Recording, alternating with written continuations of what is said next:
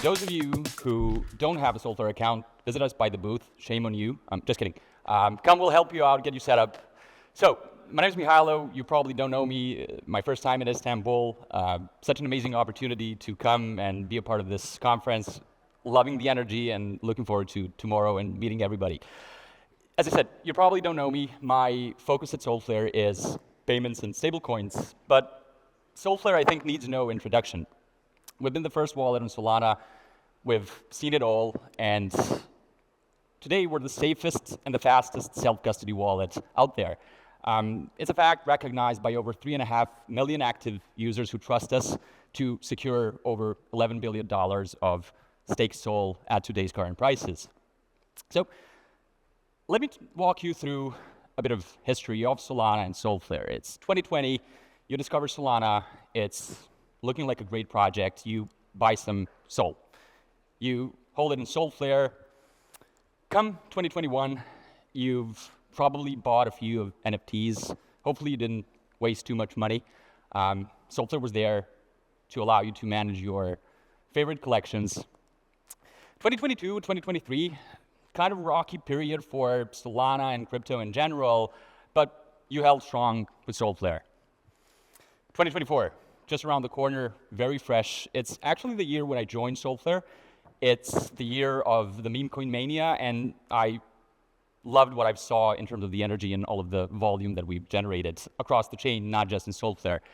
Now it's 2025, and as I said, we're the fastest wallets. We've done some amazing things this year already. We've launched our rebrand. We've improved our performance. This may not be something that you know, but I hope that you felt it. Our apps are 13 times faster than last year. We've also shipped a number of other features that you probably interacted with, and we're having quite a lot of new updates, plans, as Vitor just announced. But none of that was enough for us. We figured it's time for something new. It's time to grow up. Before I tell you what we're building in 2025 and beyond, I just want to walk you through a quick overview of what can you do with SolFlare today. We're a wallet, self-custody one, as you know. You can on-ramp into it using your favorite card, digital wallet, or you can transfer crypto from your Binance account or wherever, hopefully Phantom. Once you have some assets inside, you can swap them for your favorite meme coins, you can stake some SOL, and I hope you do because it's a great way to earn some additional income. You can also explore the Solana ecosystem, interact with all of the dApps. But something was missing. And for those of you who know us, you know that we interact with our users on a regular basis. So we asked you, hey, what do you want to do with SolFlare? What do you want to do in your wallet? And this was a theme that kept popping up. We want to off-ramp. Cool, makes sense, right? You're a wallet and you want to be able to off-ramp from your wallet. Then we interviewed a lot of users and potentially some of you who are sitting in the audience today to ask you, how does off-ramping look? And the process is pretty much like this. You go to your Binance or KuCoin or wherever on a SEX, you choose Solana and you initiate a deposit. You then go to SolFlare, you send your crypto out, you wait a few minutes for those funds to clear on your Binance account. Once it's there, you basically walk into this clunky UI, you swap it for fiat and pay some fees. But that's not, you're halfway there, approximately. You don't have to withdraw your fiat to your bank account, and if you're lucky, that takes a few hours. But banks don't operate 24/7. You probably have to wait a few days. If it's the weekend, what if you need the money now? What if you want to off-ramp today? Not really how it works, right? Once you've had your funds, hopefully your bank does not charge you an additional 1%, 2%, 3% for receiving your own money, because that would be preposterous. Only then can you spend it. It's a broken process, right? It's riddled with clunky UX, complex swaps, and high fees that you shouldn't be paying to move your money around. And the sad thing is, most of us in crypto have become used to this, but it's not the way it should be. We shouldn't off-ramp crypto. We want to do this the right way. And when we talked to our users, we understood that there's much to be done on this front, right? Because we want to make SolFlare the center of your daily finances, we thought long and hard about what can we do to improve the soft ramping experience, but the answer was obvious, right? The question we should have asked ourselves is, what do you do daily with your money, or almost every day? It's that you spend. You just do it. You don't think about spending. You don't have to bridge into other chains. You don't have to swap. You don't have to transfer. You just spend. It's simple. It's intuitive. It's frictionless. Basically, the opposite of what we have in the off-ramping process, because off-ramping, effectively as it is today, forces you to choose between different worlds, the crypto world and the real world. And we've heard it many times today, and we all know it very well. Crypto is real, and it should be a part of your everyday life. So we think we should spend crypto. We like that word better because it doesn't force you to choose between worlds. It just seamlessly moves you from one to the other and merges those boundaries easily. How do you do that? You basically walk into your favorite grocery store, you get some apples, you tap. Most likely, nowadays, that's the common method of payments. You travel, you go out to a nice restaurant, have some drinks, you just tap. On every head a crown, in every wallet, a SolFlare card.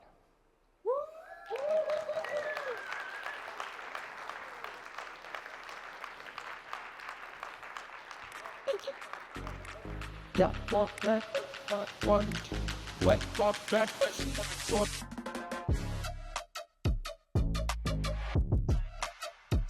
Yeah.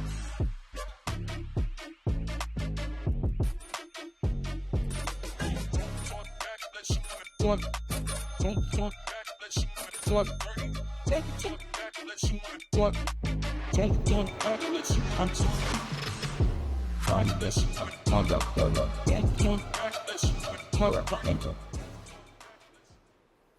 Let's give it up. Looks cool, right? Yeah, because it is. And it's self-custodial, but more on that later. You've seen the Lambo. It's actually parked outside, so I'm just kidding. We designed a true self-custodial spend, right? I think there's plenty of crypto cards out there that allow you to spend your crypto assets, but they do so in a custodial fashion, and that's not how it should be. Remember FTX had a card? Anybody had an FTX card? Good. That didn't end so well, so dodge the bullet there. With SolFlare, you actually get to spend directly from your own chain balance at the moment of purchase. So no top-ups, no transfers, no bridging. It's simple, really intuitive. It's a 3-step process to get that card, and it starts with a simple and a fast KYC. We have to follow a number of laws and rules, and we have to ask you some basic information, such as your first and last name. This process is quick, takes 2 to 3 minutes. It's a one-time thing, and it's usually faster than having to wait for your funds to arrive from SolFlare to Binance or KuCoin. Then you choose your wallet. You just connect any that you want to spend against. You can always disable that, and that's it. You get a card. You just tap. You spend. You don't off-ramp. You don't choose between different worlds today. You spend crypto every day without thinking about it, without paying high fees. No transfers, no swaps, no 15 different steps, no nice-looking but clunky card UX. You know who I'm talking about. I'm not going to name any names. No high fees. Initially, you're going to be able to spend USDC, but we're working very hard in enabling other assets to be spendable as well. And you're going to have to wait for that. But we've seen the data, the amount of USDC and USDT you guys hold with us, it's staggering. So it's probably not going to be an issue. You're obviously going to be able to view your spending history. It's going to have a clear, intuitive UI where you're going to have exact information on what you spend, where you spent it, who, whether you spent it. And I mean, just to keeping it short, you're going to have the UX that you would expect from your daily finance app, your favorite fintech, but on crypto. No chain fees. So, you know, when you try and transact in Solana and sometimes it fails and you're like, what the hell did I do wrong? Happened to me more than once. Basically, you need to have Sol to move money on your Solana wallet, SolFlare hopefully. We hate that, and we decided to fix that problem by essentially abstracting away all of these on-chain fees so you don't have to have Sol, you just spend, right?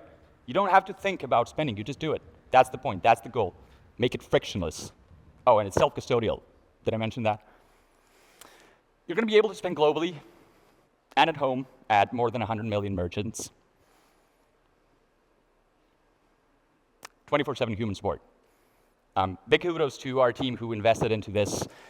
You know, when you have a problem or a question and you are greeted with this AI agent or, God forbid, a chatbot, and you just have the frustration never ending. Well, that's not going to happen with SolFlare, and not just for cards, but for the products in general.